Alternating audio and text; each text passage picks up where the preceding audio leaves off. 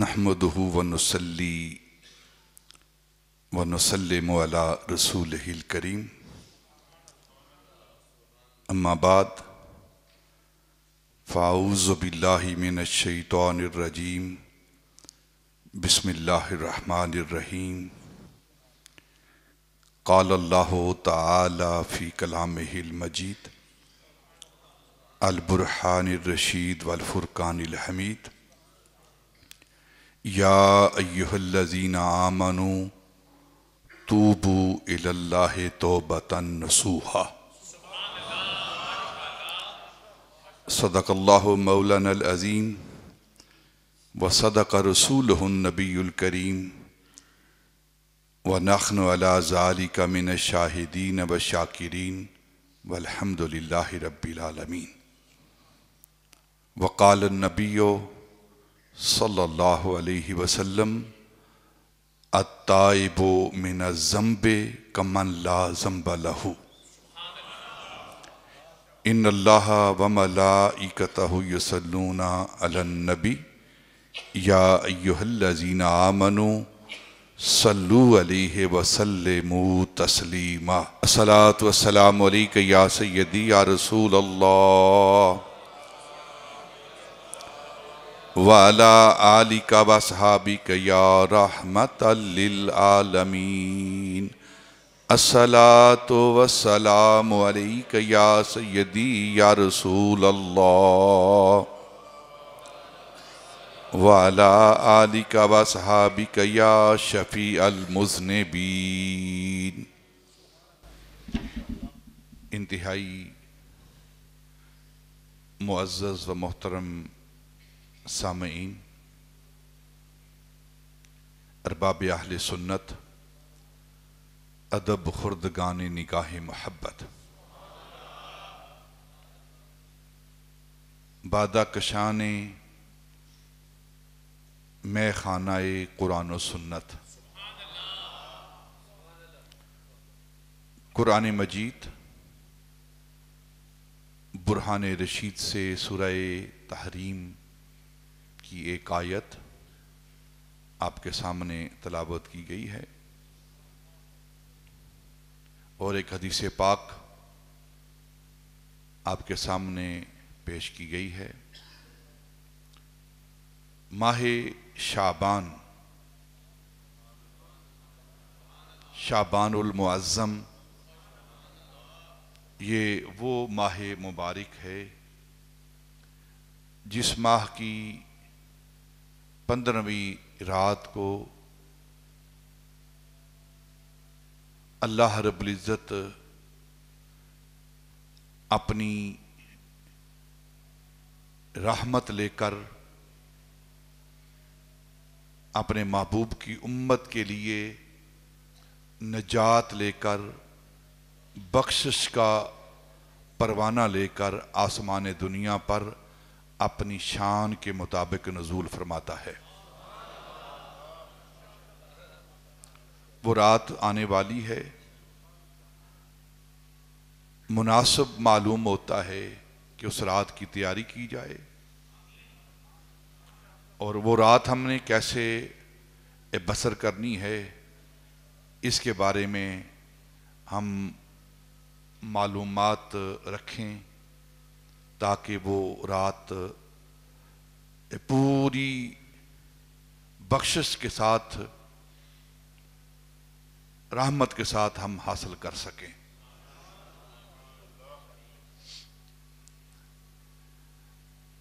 اللہ رب العزت نے قرآن پاک کے اندر ارشاد فرمایا، اے ایمان والو، یا ایہا الذین آمنو، اے ایمان والو، توبوا الی اللہ توبۃ نصوحا، اللہ کی بارگاہ میں توبہ کرو جو توبہ نصوح ہے، توبۃ نصوحا۔ حضرت امام غزالی رحمت اللہ تعالی علیہ اس امت کے بہت بڑے عالم، صوفی، ولی، محدث، مصلح، آپ فرماتی ہیں کہ ساری عمر گناہ میں رہنا، ساری عمر نافرمانی کرتے رہنا، گناہ کرتے رہنا، اللہ کے حکموں کو توڑتے رہنا، یہ شیطان کا کام ہے۔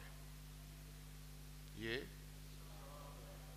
ہر وقت انسان گناہ میں رہے، یہ شیطان کا کام ہے۔ اور ہر وقت انسان نیکی میں رہے، ہر وقت اللہ کی تابعداری میں رہے، اس کی فرما برداری میں رہے، یہ فرشتوں کا کام ہے۔ یہ فرشتوں کا کام ہے۔ فرشتے کبھی گناہ نہیں کرتے، فرشتے اللہ کی نافرمانی نہیں کرتے۔ ہر وقت تابعداری میں رہنا یہ فرشتوں کا کام، ہر وقت نافرمانی کرنا یہ شیطان کا کام۔ اور انسان کون ہے؟ انسان اللہ کی تابعداری کرتا ہے، نیکی کرتا ہے، اس کے حکموں کو مانتا ہے، لیکن کبھی اس سے گناہ بھی سرزد ہو جاتا ہے، اس سے گناہ بھی ہو جاتا ہے انسان سے۔ اور انسان کون ہے؟ جب اس سے گناہ ہوتا ہے تو وہ اللہ کی بارگاہ میں توبہ کرتا ہے، اللہ کی بارگاہ میں توبہ کرتا ہے، وہ انسان ہے۔ جو توبہ نہیں کرتا، گناہ کر کے اکڑتا ہے نا، وہ انسان نہیں، وہ شیطان ہے۔ تو ہم انسان ہیں، خطا کار ہیں، غلطی ہوتی ہے، گناہ ہوتا ہے، تو اللہ رب العزت کے محبوب نے ہمیں راستہ دکھایا ہے، اگر گناہ ہو جائے تو پھر اللہ کی بارگاہ میں توبہ کر لیا کرو۔ اور جو انسان توبہ کرتا ہے نا، اپنے اللہ کی بارگاہ میں رجوع کرتا ہے، تو نبی پاک صلی اللہ علیہ وسلم نے ارشاد فرمایا التائب من الذنب کمن لا ذنب لہ، وہ گناہ سے توبہ کرنے والا ایسے ہی ہے جیسے اس نے گناہ کیے ہی نہیں۔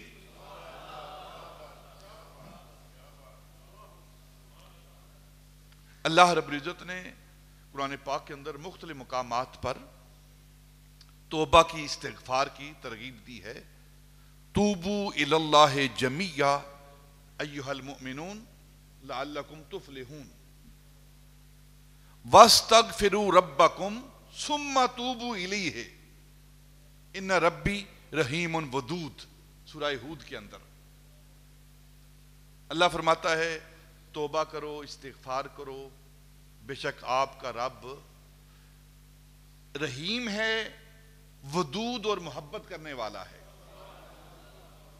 دو لفظ ہیں، ان کو سمجھنے کی ضرورت ہے، ایک ہے توبہ اور ایک ہے استغفار۔ ایک توبہ اور ایک استغفار۔ استغفار کیا ہے؟ وَاسْتَغْفِرُوا رَبَّكُمْ ثُمَّ تُوبُوا إِلَيْهِ،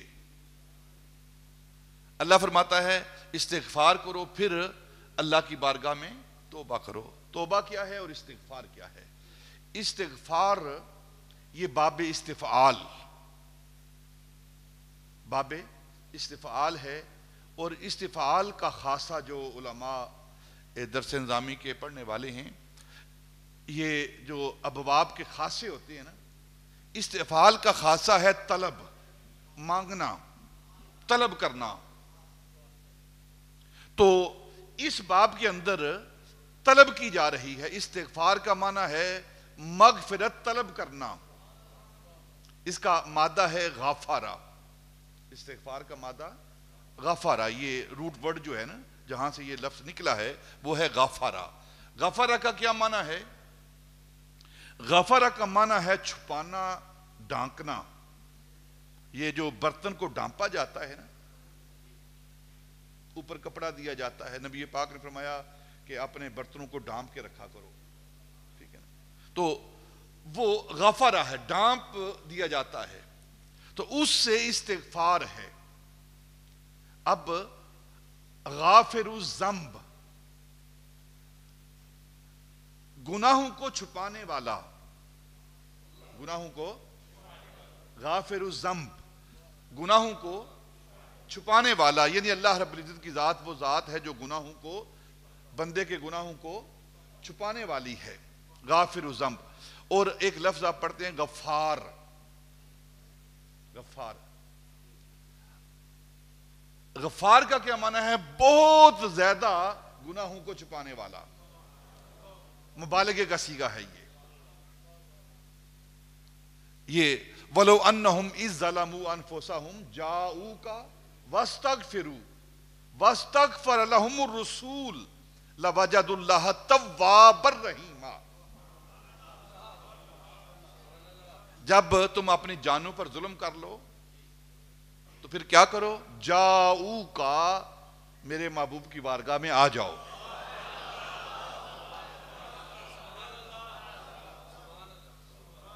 یہاں ایک بات آپ سماعت کر لیں، اہل سنت کا عقیدہ بھی سن لیں آپ۔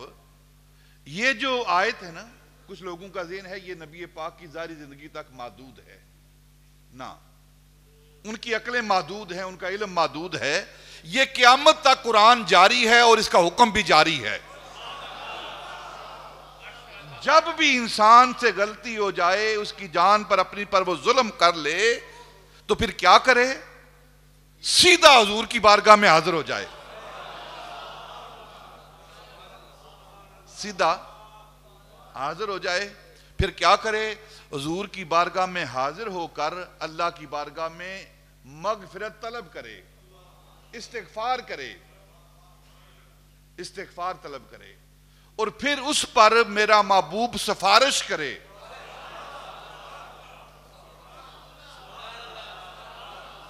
قرآن پاک کا انداز دیکھیں، قرآن کس انداز میں اپنے محبوب کے امتیوں کو محبوب کی بارگاہ کی حاضری کی آداب سکھا رہا ہے اور اہمیت جتلا رہا ہے کہ میرے محبوب کی بارگاہ کتنی اہمیت والی ہے۔ پھر میرا محبوب کیا کرے؟ وَاسْتَغْفَرَ لَهُمُ الرُّسُولُ، وہ میرا عزت والا، برکت والا، رفعت والا، بلندی والا، میرے قرب والا، مجھے سب سے پیارا محبوب میرا رسول پھر اس بندے کی سفارش کرے۔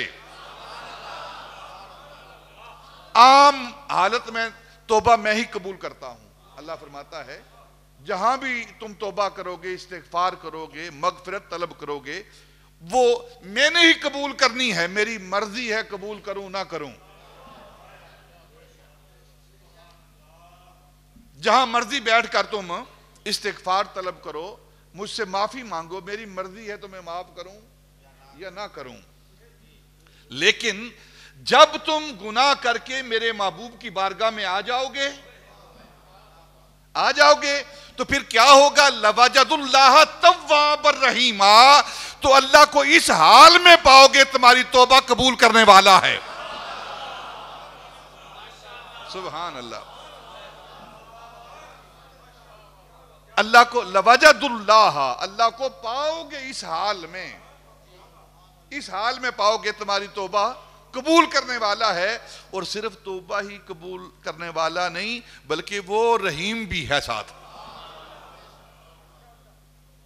یہ غافر الذنب، ٹھیک ہے، توبہ قبول کرنے والا، اور ہمیں حکم ہے تم توبہ کرو، استغفار طلب کرو، اور وہ غفار ہے، بہت زیادہ تمہارے لیے بخشش کا، مغفرت کا سامان کرنے والا ہے۔ اس پر ایک حدیث پاک،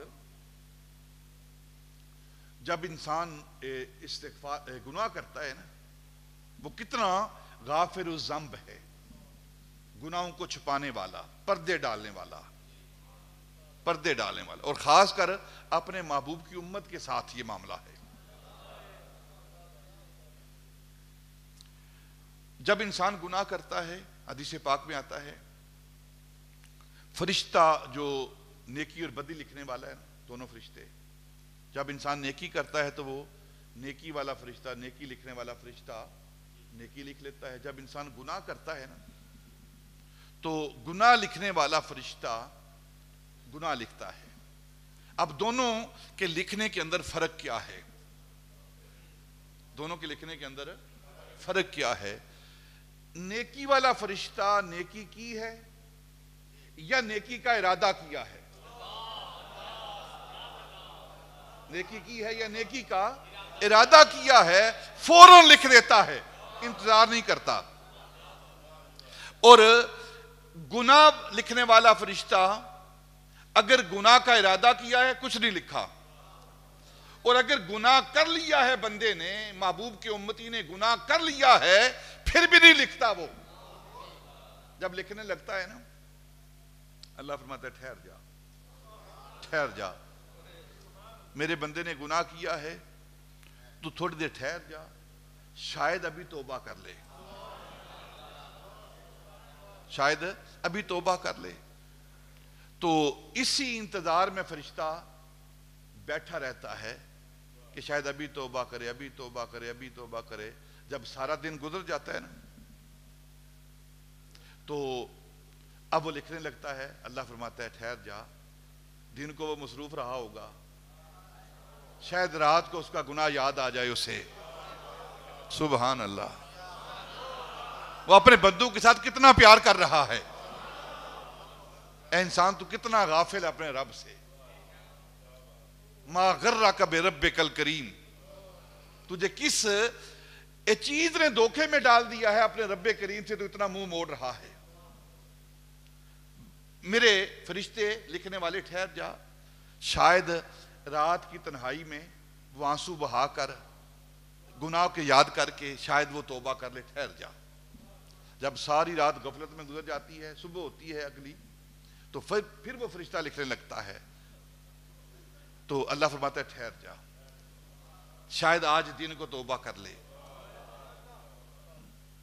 جب دن بھی گزر جاتا ہے، پھر رات آتی ہے، پھر لکھنے لگتا ہے، تو اللہ فرماتا ہے شاید آج رات کر لے، ٹھہر جا، جلدی نہ کر، گناہ لکھنے میں جلدی نہ کر، کیونکہ میرا محبوب کا امتی ہے نا۔ جلدی نہ کر گناہ لکھنے میں، شاید آج رات کو توبہ کر لے۔ جب دوسری رات بھی گزر جاتی ہے نا، تیسرا دن آتا ہے، نہیں توبہ کرتا، پھر تیسری رات بھی گزر جاتی ہے نا، تو توبہ نہیں کرتا، تو وہ فرشتہ پھر گناہ لکھتا ہے رجسٹر کے اوپر، اس کے نامہ اعمال میں۔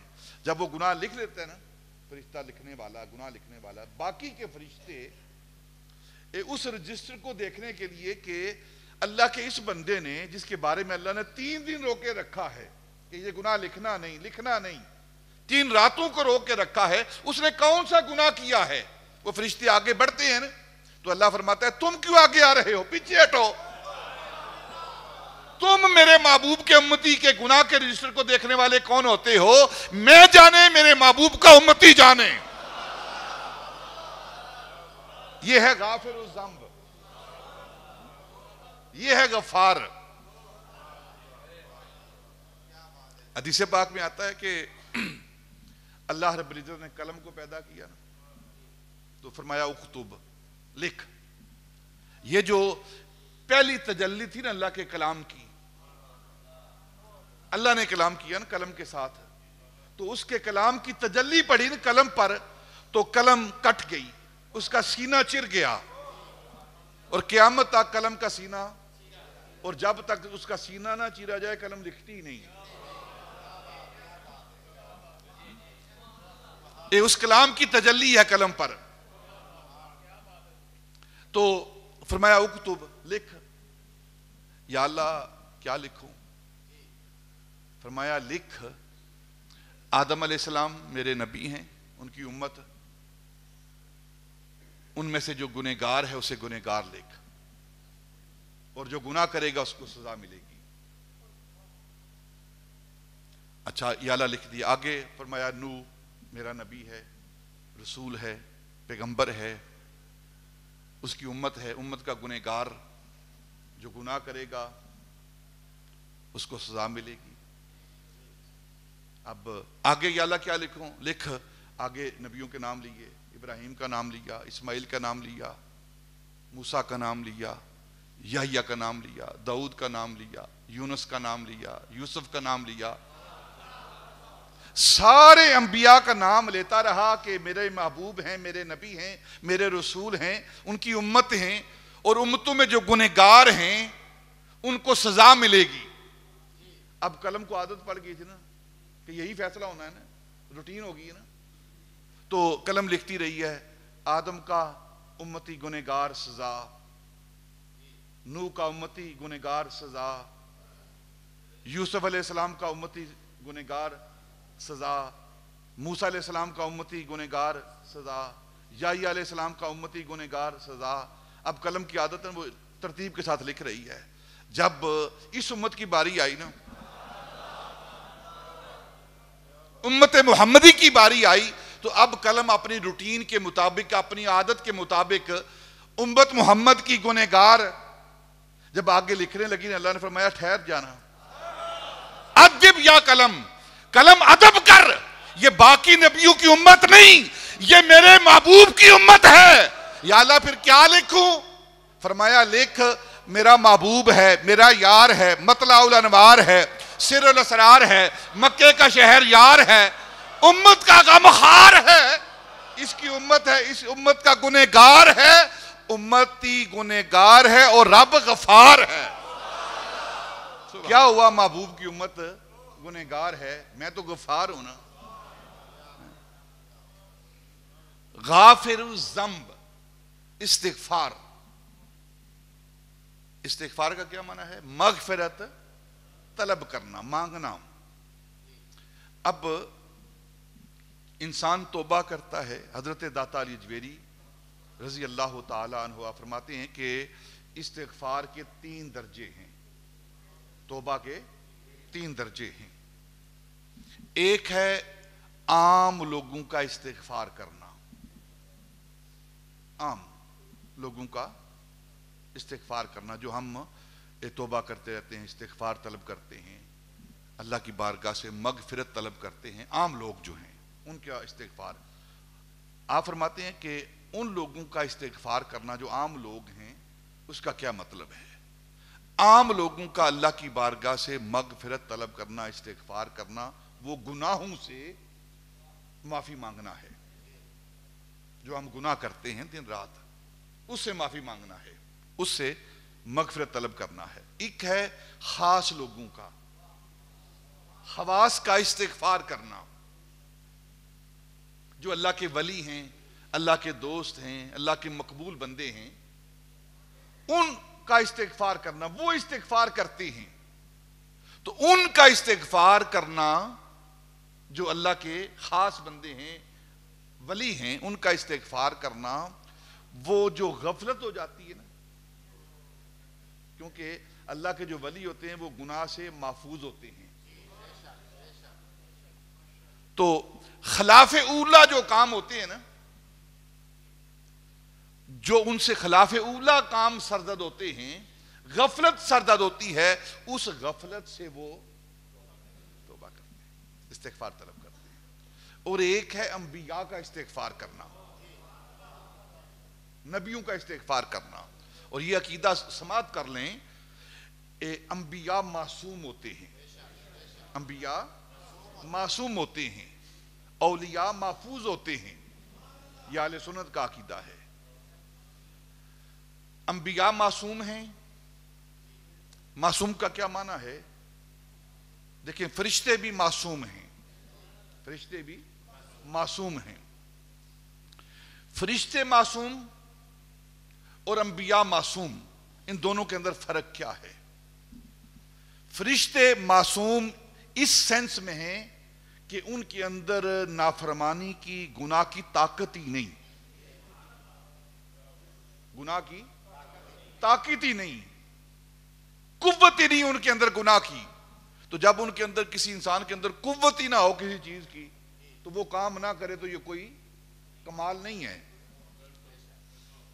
آپ کے پاس قوت ہو، آپ زور سے تھپڑ لگا سکتے ہو کسی کو، لیکن آپ اللہ کی رضا کے لیے، اللہ کے خوف سے اپنے ہاتھ کو روک لیں، بدلہ لینے کی قوت اور طاقت ہو، اس کے باوجود آپ بدلہ نہ لیں تو یہ کمال ہے۔ آپ کسی بڑے پہلوان کے سامنے اس کو مارنے کے، اس سے بدلہ لینے کی ہمت ہی نہیں رکھتے، طاقت نہیں رکھتے، کہنے میں معاف کیا میں نے. یہ کون سی معافی ہے؟ تو فرشتے ان کے اندر گناہ کی قوت ہی نہیں ہے، نافرمانی کی قوت ہی نہیں ہے، ان کے اندر یہ مادہ ہی نہیں رکھا گیا. اور انبیاء معصوم ہیں، ان کے اندر ساری چیزوں کے مادے رکھے گئے ہیں، اس کے باوجود وہ اللہ کی نافرمانی نہیں کرتے. یہ کمال ہے. قوت ہونے کے باوجود وہ اس طرف نہیں جاتے. یہ کمال ہے. انبیاء معصوم ہیں. اور پھر عقیدہ اکثر یہ آج کل بولے جا رہے ہیں نا کہ 12 امام 14 معصوم، صحابہ رضوان اللہ تعالی علی مجمعین ہوں یا اہل بیت اطہار ہوں، یہ سب اللہ کے ولیوں میں شامل ہیں. یہ محفوظ تو ہیں لیکن معصوم نہیں. معصوم نہیں. معصومیت کا عقیدہ اہل سنت کا صرف انبیاء کے لیے ہے. جو لباس بشری پہنے ہوئے ہیں نا، بشری لباس میں جو معصوم ہے وہ صرف انبیاء ہیں. اور اب انبیاء کا استغفار کرنا، اس کا کیا معنی ہے؟ جب وہ معصوم ہیں، گناہ کرتے ہی نہیں ہیں، تو پھر استغفار کس چیز کا؟ تو حضرت داتا علی جبیری رضی اللہ تعالیٰ عنہ آپ فرماتے ہیں کہ انبیاء کا استغفار کرنا. نبی پاک فرماتے ہیں، بخاری اور مسلم کی حدیث پاک ہے، انی لاستغفر اللہ فی کل یوم 70 مرہ او اکثر 70 مرہ.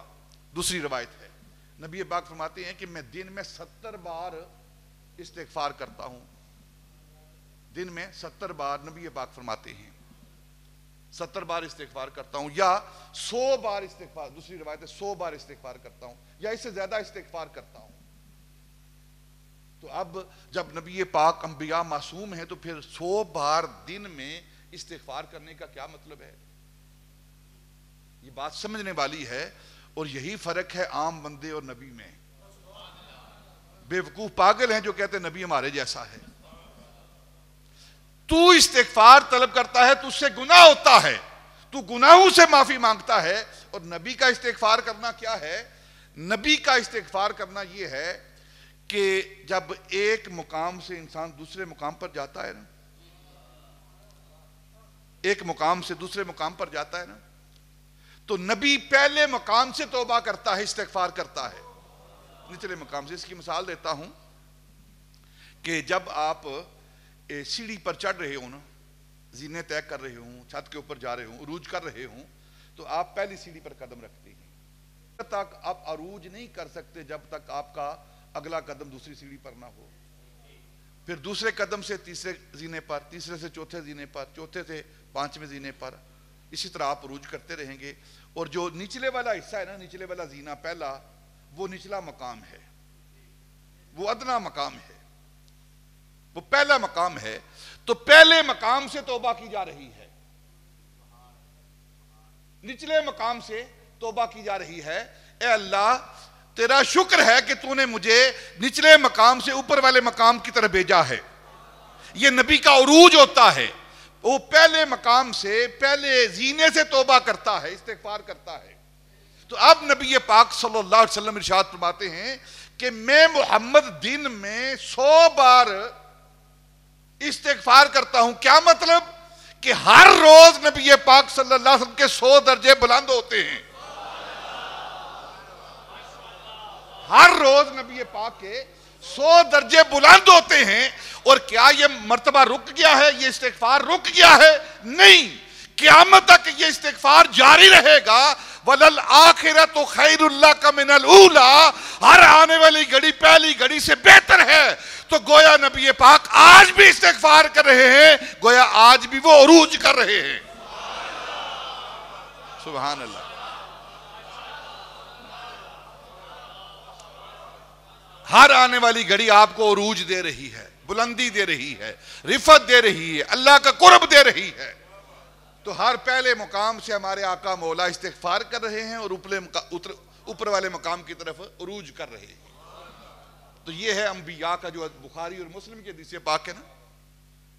دیکھیں نا، اگر ان سے گناہ نہ سرزد ہو تو وہ استغفار کیوں کریں؟ یہ فلسفہ غلط فلسفہ ہے. یہ سوچ غلط سوچ ہے. اس انداز میں حدیث پاک کو بیان کرنا یہ فقط اہل سنت کا حصہ ہے.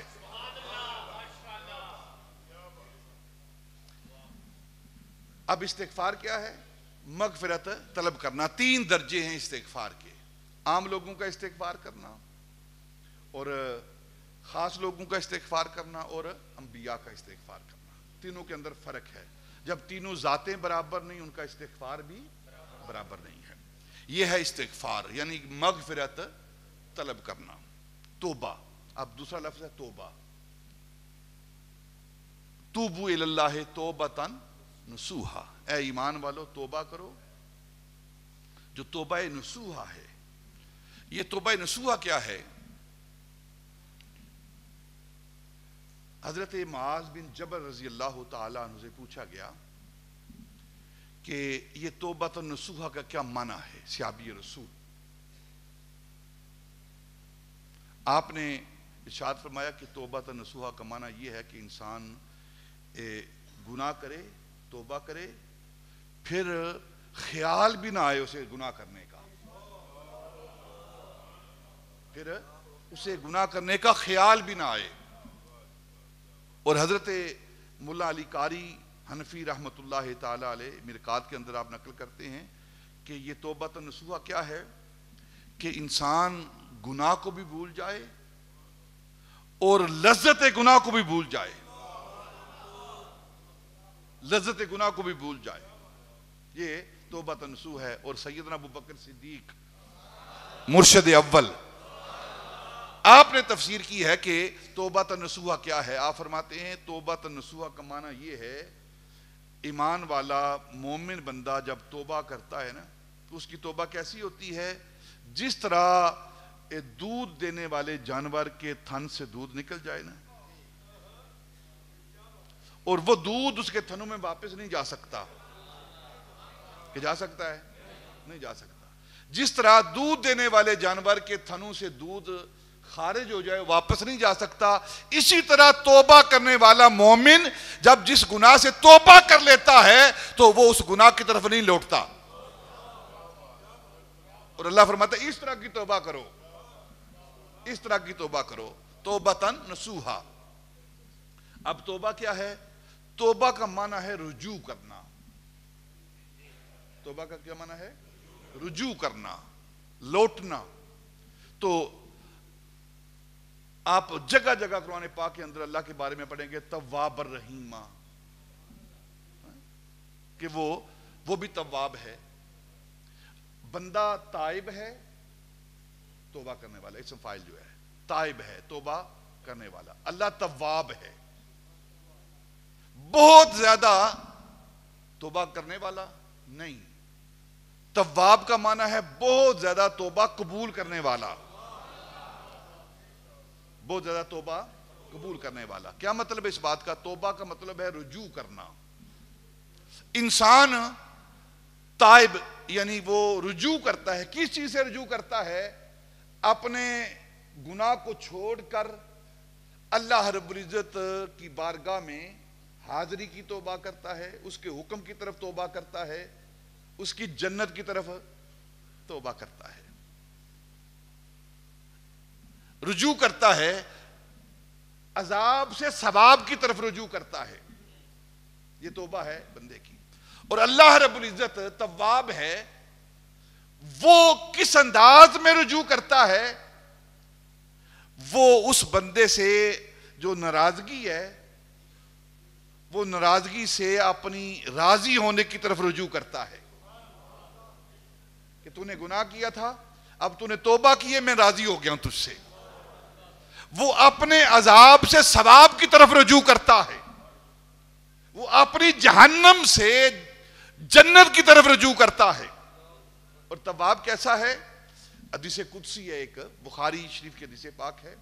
نبی پاک میں اللہ نے فرمایا کہ میرا بندہ, میں اس کی طرف کیسا تواب ہوں, کیسا رجوع کرنے والا ہوں کہ جو میرا بندہ اپنے گناہوں پر نادم ہو کر, شرمندہ ہو کر, آنکھوں میں آنسو لے کر, دل میں ندامت لے کر, آہوزاری لے کر, تضرع لے کر بخشش کی امید لے کر جو بندہ مجھے ایک بار یا اللہ کہتا ہے نا، ایک بار مجھے یا اللہ کہتا ہے، اللہ فرماتا ہے میں تواب کیسا ہوں، کیونکہ میرے بندے نے میری طرف رجوع کیا ہے، مجھے پکارا ہے، اور وہ تائب ہے، اور میں تواب ہوں، مبالغے کا صیغہ، میں تواب ہوں۔ میرا بندہ محبوب کا امتی رو کر آہوزاری کر کے گریہ زاری کر کے اپنے گناہوں کو یاد کر کے نادم و شرمندہ ہو کر ایک بار یا اللہ کہتا ہے، اللہ فرماتا ہے میں اس اپنے بندے کو 70 بار یا عبدی یا عبدی یا عبدی یا عبدی کہتا ہوں۔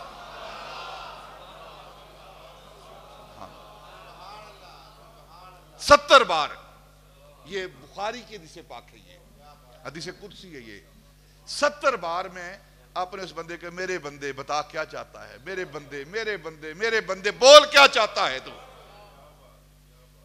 اور پھر آگے اللہ فرماتا ہے کہ بات یہاں ختم نہیں ہوئی، بلکہ جو ایک بلشت، ایک گز میری طرف بڑھتا ہے نا، ایک گز، ایک بلشت، یہ جو کیا بولتے ہیں اس کو، گٹھی بولتے ہیں، ایک بلشت جو میری طرف بڑھتا ہے نا، اللہ فرماتا ہے میں ایک زیرہ، ایک گز اس کی طرف آتا ہوں، اور گز بھی اللہ کا پھر جو گزوں سے پاک ہے۔ یہ صرف سمجھانے کے لیے باتیں ہیں تاکہ اس کھوپڑی میں کوئی بات آ جائے، بندے کی سمجھ میں کوئی بات آ جائے کہ تیرا رب تیرے ساتھ کتنا پیار کرتا ہے اور تو کہاں بھاگا پھر رہا ہے۔ ایک گز میں اس کی طرف آتا ہوں، اور پھر آگے حدیث پاک ہے کہ بندہ چل کے آتا ہے نا میری طرف، چل کے آتا ہے، اور اللہ فرماتا ہے میں اس بندے کی طرف دوڑ کے آتا ہوں، ہر ویلتن بھاگتا ہوا اپنے بندے کی طرف آتا ہوں، اور اس کا بھاگنا جو عقل میں یہ باتیں نہیں ہیں، یعنی یہ وہ غفار ایسا تواب ہے کہ ادھر بندے نے ارادہ کیا نا، ارادہ کیا ہے توبہ کا، استغفار کا، ادھر اس کی بخشش نے اپنی باہیں کھول لی ہیں۔ حدیث پاک میں آتا ہے کہ جو امتی آنسو بہا کے اپنے گناہوں کو یاد کر کے روتا ہے نا، تو فرشتے اللہ کی بارگاہ میں عرض کرتے ہیں یا اللہ تیرے محبوب کا امتی ہے، رو رہا ہے، آنسو بہا رہا ہے، گناہوں کی معافی مانگ رہا ہے، توبہ کر رہا ہے، استغفار کر رہا ہے، یا اللہ اپنے محبوب کی اس امتی پر رحم فرما، اسے معاف کر دے۔ تو اللہ فرماتا ہے فرشتو یہ تمہیں زیادہ احساس ہے میرے محبوب کی امتی کا، تم تو سفارش کر رہے ہو نا کہ اسے معاف کر دوں، ابھی اس کی آنکھ سے آنسو جدا نہیں ہوا،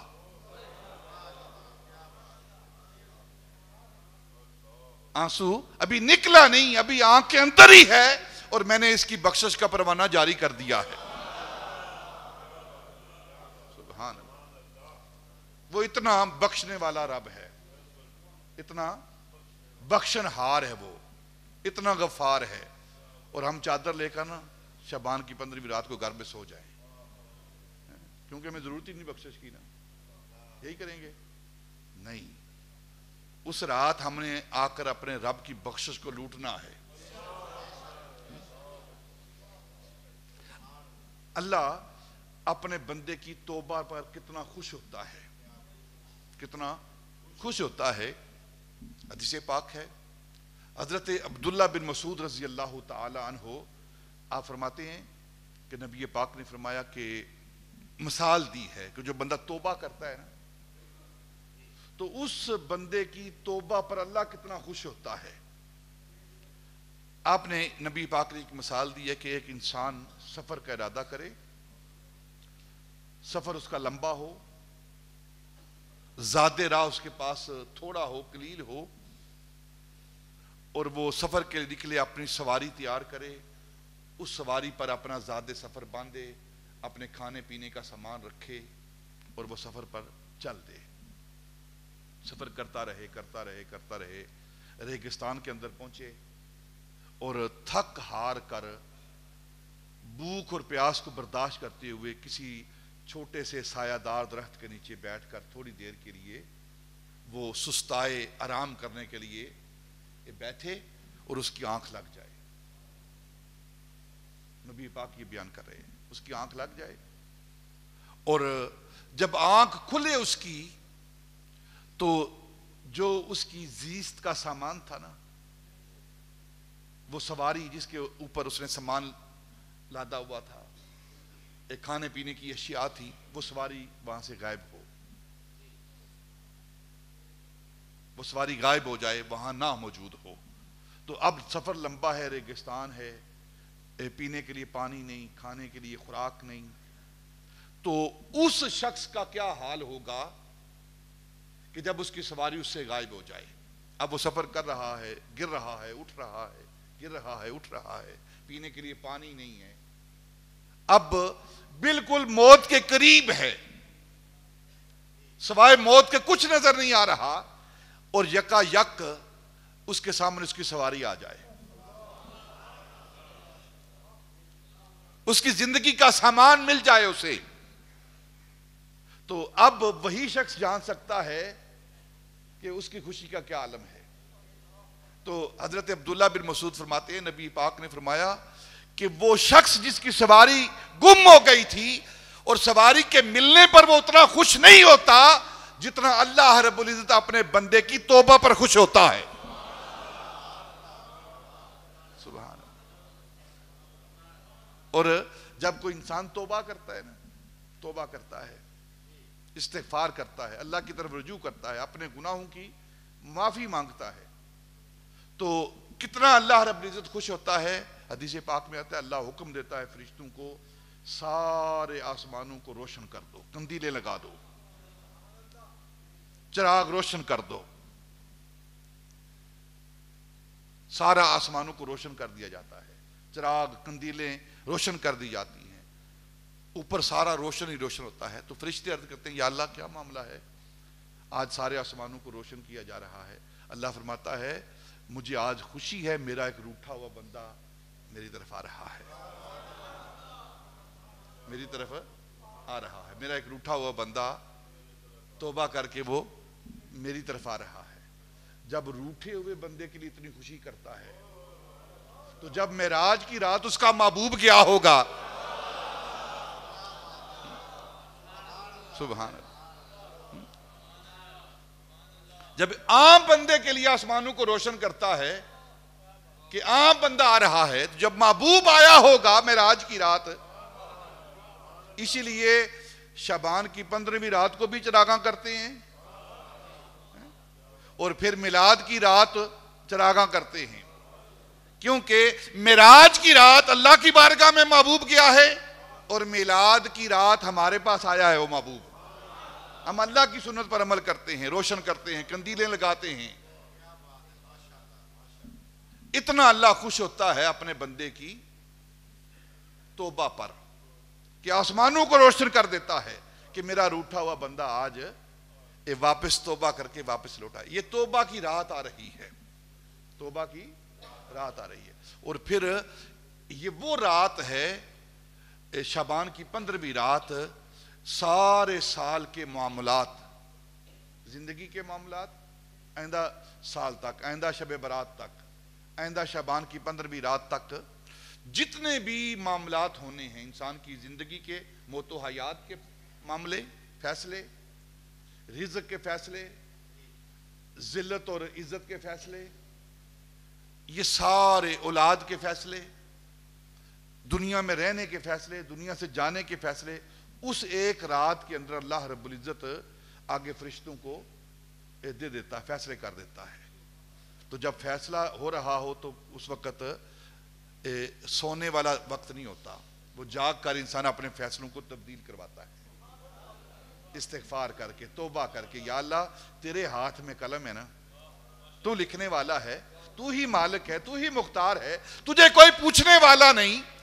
اگر تو نے بدبخت لکھا ہے تو آج کی رات کا صدقہ ہمیں سعید بخت لکھ دے، اور پھر حاضر بھی سعید کے پاس ہو کر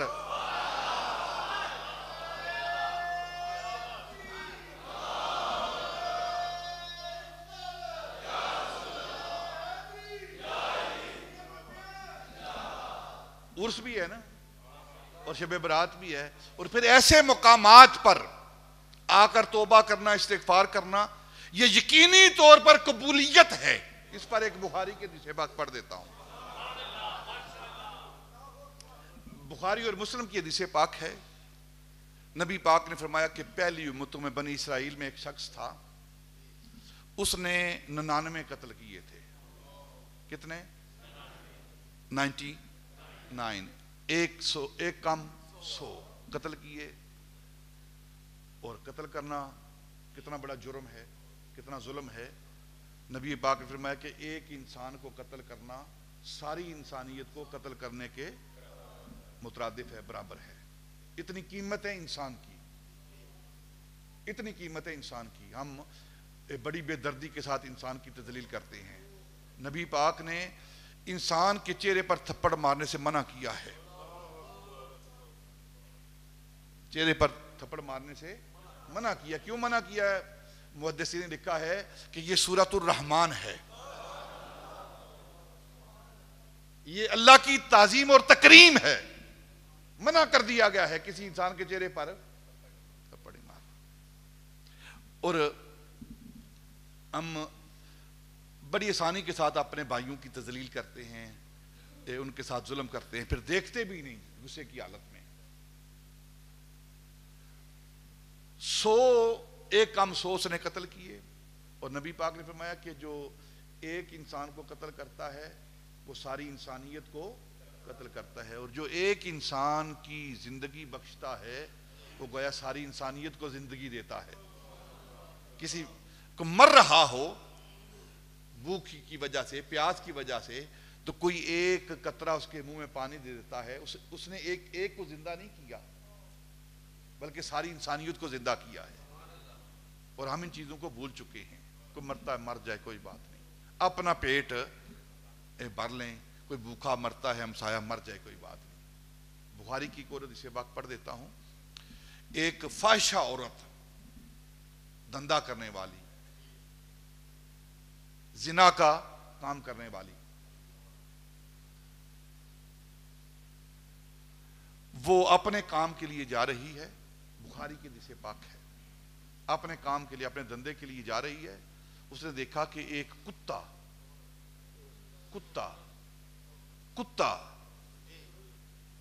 وہ پڑا ہوا ہے اور وہ مر رہا ہے۔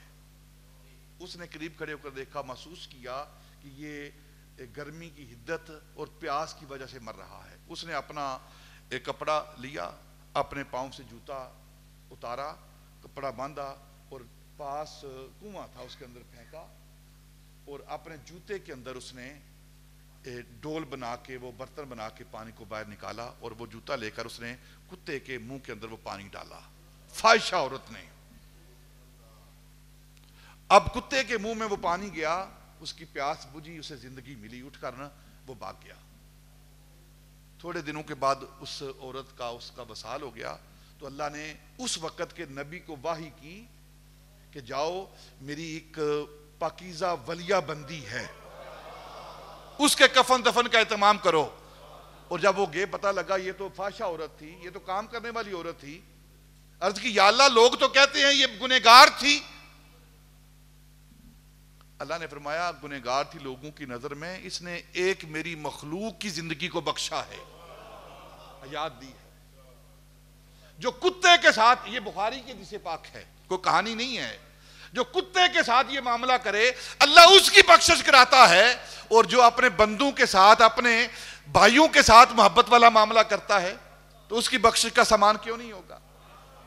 تو کم از کم آپس معاشرے میں ہم دیکھیں ایک دوسرے کی طرف، چھینا جب نہ کریں بلکہ تقسیم کریں، یہ اسلام کی تعلیم ہے۔ تو بنی اسرائیل کے شخص نے، بخاری اور مسلم کی حدیث پاک ہے، اس نے 1 کم 100 کو قتل کیا۔ دل کے اندر خیال آیا کہ بہت ظلم ہو گیا ہے، تو اب توبہ کرنی چاہیے، کہیں ایسے نہ مر جاؤں۔ تو ایک وقت کے بہت بڑا جو علامہ تھا، لیکن ہے خشک تھا، وہ جو کہتے ہیں بس عمل کرو اور کچھ نہیں ہوگا، یہ ولی کچھ نہیں کر سکتے، یہ نبی کچھ نہیں کر سکتے، اس طرح کا وہ بندہ تھا۔ وہ اس کے پاس وہ چلا گیا، اس نے کہا میں نے 1 کم 100 قتل کیے ہیں، اور اب میں توبہ کا ارادہ کرتا ہوں، اللہ سے معافی مانگنا چاہتا ہوں. کیا؟ نہ تیری توبہ نہیں ہو سکتی، تو سیدھا جہنم میں جائے گا. اس نے کہا اچھا یہ بات ہے، چلو پھر 100 پورے کرو. ہاں، اس نے پھر اس کو بھی قتل کر دیا. پھر تلاش کرتا، پوچھتا کہ کوئی وقت کا عالم اچھا اللہ کا ولی درویش کو ملے جو مجھے راستہ دکھائے.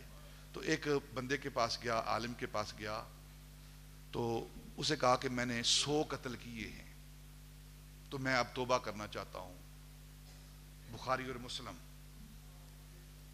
صحیحین کی حدیث پاک.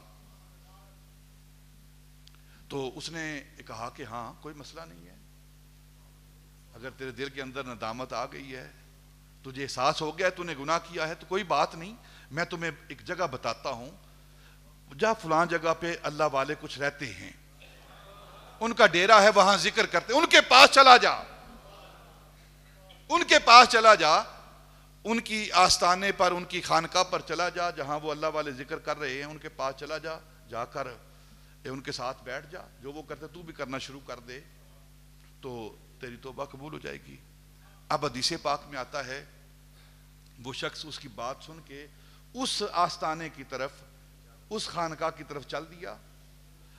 چل رہا ہے، چلتے چلتے ابھی آدھا راستہ طے نہیں ہوا، آدھا راستہ طے نہیں ہوا، اور فرشتہ اجل آیا ہے، موت کا فرشتہ آیا، اس کو موت آ گئی. نہ توبہ کی ہے، ابھی جا رہا ہے، توبہ کرنی جا کے وہاں ان کے پاس. آدھے راستے سے کم جگہ پر اس کا وصال ہو گیا، دونوں فرشتے آ گئے، عذاب دینے والے بھی اور ثواب دینے والے، جنت میں لے جانے والے بھی اور جہنم میں لے جانے والے، دونوں فرشتے آ گئے. فرشتوں نے پکڑا جہنم میں لے جانے کے لیے، دوسروں نے پکڑا جنت میں لے جانے. وہ کہنے لگے یہ ہمارا ہے، وہ کہنے لگے یہ ہمارا ہے، جہنم میں لے جائیں گے. جھگڑا شروع ہو گیا، مخاصمہ شروع ہو گیا فرشتوں کے اندر. مخاصمہ، ان کا مخاصمہ اور ہمارا مخاصمہ مختلف ہے. فرشتوں کا مخاصمہ شروع ہو گیا کہ اس نے گناہ کیے ہیں، 100 بندوں کو قتل کیا، جہنم میں لے کر جائیں گے. تو انہوں نے کہا یہ توبہ کے لیے جا رہا تھا، نیک بندوں کی طرف جا رہا تھا. کہنے لگے وہاں پہنچا نہیں، کہنے لگے جا تو ادھر رہا تھا نا. بے شک نہیں پہنچا، لیکن جا تو ادھر رہا تھا نا، ہم اسے جہنم میں نہیں جانے دیں گے.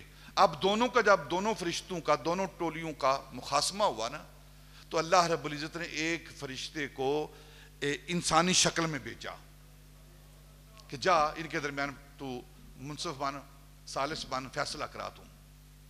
تو وہ فرشتہ آیا، اس نے پوچھا، وہ بندہ آیا فرشتہ انسانی لباس میں، تو اس نے آ کر پوچھا کیوں جھگڑ رہے ہو تم؟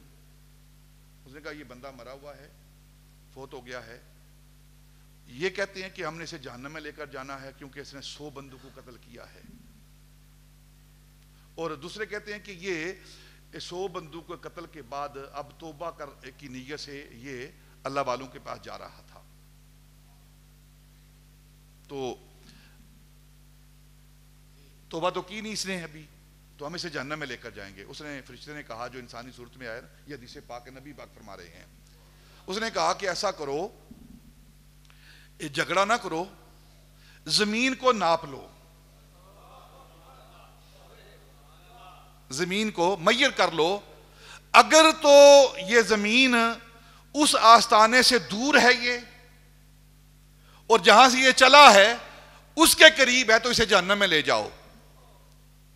اور اگر یہ زمین جہاں یہ مرا ہوا ہے، جہاں یہ فوت ہوا ہے، اگر وہ اس آستانے کے قریب ہے یہ زمین، تو پھر اسے جنت میں لے جاؤ.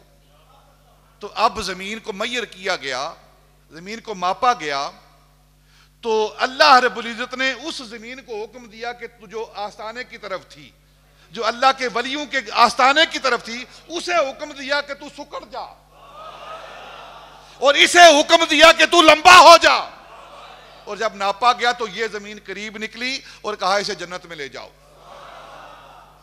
اب انسان نماز پڑھے، نماز پڑھے، پھر اس کو ثواب ملتا ہے، پھر اس کو ثواب ملتا، روزہ رکھے پھر اس کو ثواب ملتا ہے. مکے جائے، کعبے کو نہ دیکھے، کعبے کا طواف نہ کرے، ثواب ملے گا؟ نہیں ملے گا. عمرہ ہوگا؟ نہیں ہوگا. مکے جا کر کعبے کا طواف کرے، کعبے کی زیارت کرے، پھر حج اور عمرے کا ثواب ملے گا. وہ بھی اگر قبول ہوا تو. اگر پیسے ہی حرام کے ہیں پھر جتنے مرضی طواف کرے. وہ لیلۃ القدر ہر سال آتی ہے نا. لیلۃ القدر ملے گی، اس کے اندر عبادت کرے گا. لیلۃ القدر تو آئی ہے، لیکن وہ عبادت کرے گا تو پھر اسے لیلۃ القدر کا ثواب ملے گا. یعنی دنیا کی ساری عبادتیں اگر وہ بجا لائے گا تو پھر اسے اجر ملے گا. لیکن اگر کوئی اللہ کے ولیوں کی طرف سفر کرتا ہے، ابھی توبہ نہیں کی، اللہ توبہ قبول کرتا ہے.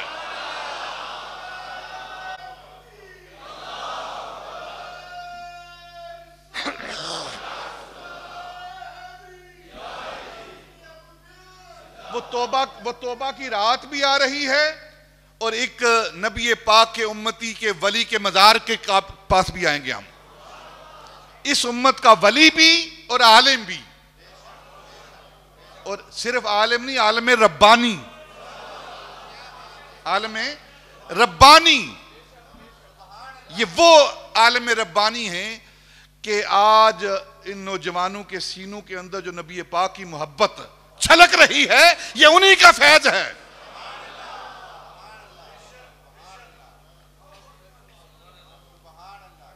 اور فرق پتہ کیا ہے عالم اور غیر عالم ہے اس کے اندر؟ قرآن پاک میں آتا ہے کہ کیا عالم اور غیر عالم برابر ہو سکتے ہیں؟ جاہل اور عالم برابر ہو سکتے ہیں؟ کیا اندھا اور بینا ایک جیسے ہو سکتے ہیں؟ نہیں. عالم کی شان کیا ہے؟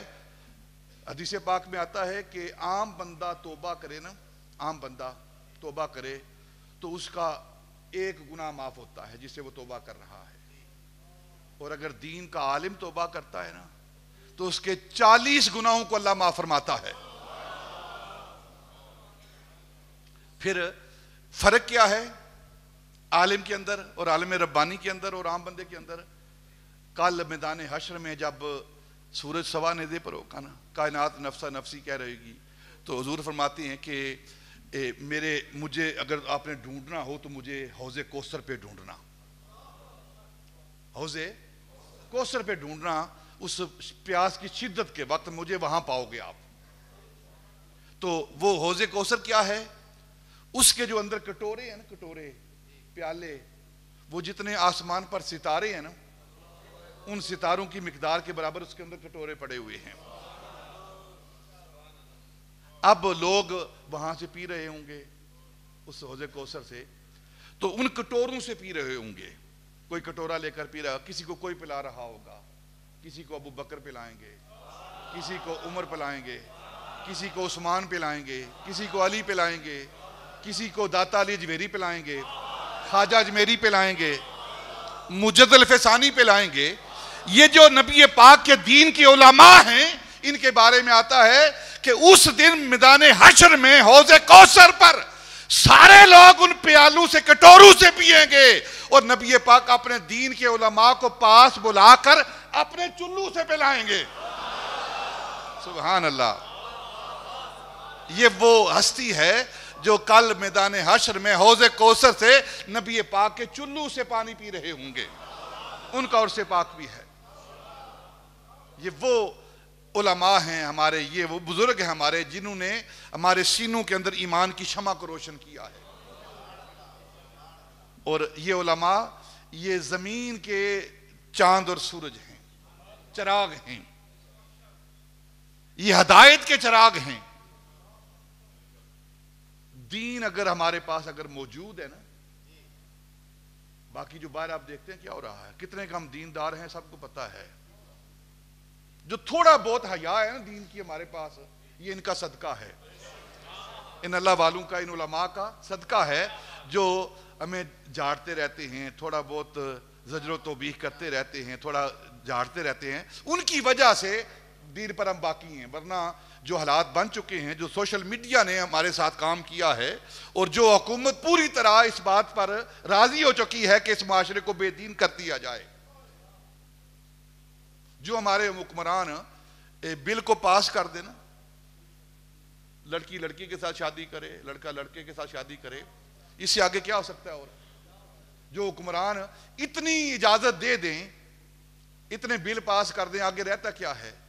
اگر کو تھوڑی سی دین کی رمد باقی ہے تو وہ ان علماء کی وجہ سے ہے، ان کا احسان ہے کہ جنہوں نے ہمارے ایمان کو بچا کے رکھا ہوا ہے۔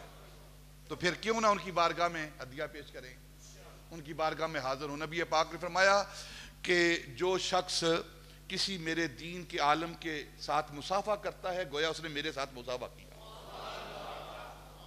جو میرے دین کے عالم ربانی کی بات ہو رہی ہے، دنیا دار مولوی کی بات نہیں ہو رہی، جس کا نبی پاک کے ساتھ تعلق ہی کوئی نہیں، دین کے ساتھ جو عالم ربانی ہے ان کی بات۔ اور عالم ربانی کون ہیں؟ جو اہل سنت کے علماء ہیں، جو اہل سنت کے علماء ہیں۔ نبی پاک نے فرمایا جس نے میرے دین کے عالم کے ساتھ بیٹھ کر کھانا کھایا، 2 لقمے کھائے، اس نے گویا میرے ساتھ بیٹھ کر کھانا کھایا۔ اتنا مرتبہ مقام ہے۔ اور جو اللہ کی بارگاہ میں بیٹھنا چاہتا ہے، مولانا روم فرماتے ہیں وہ ان علماء، ان اولیاء کی بارگاہ میں بیٹھے۔ ہر کے خواہد ہم نشینی با خدا، او نشین در حضور اولیاء۔ اللہ میں عمل کرنے کی توفیق عطا فرمائے۔ وما علینا۔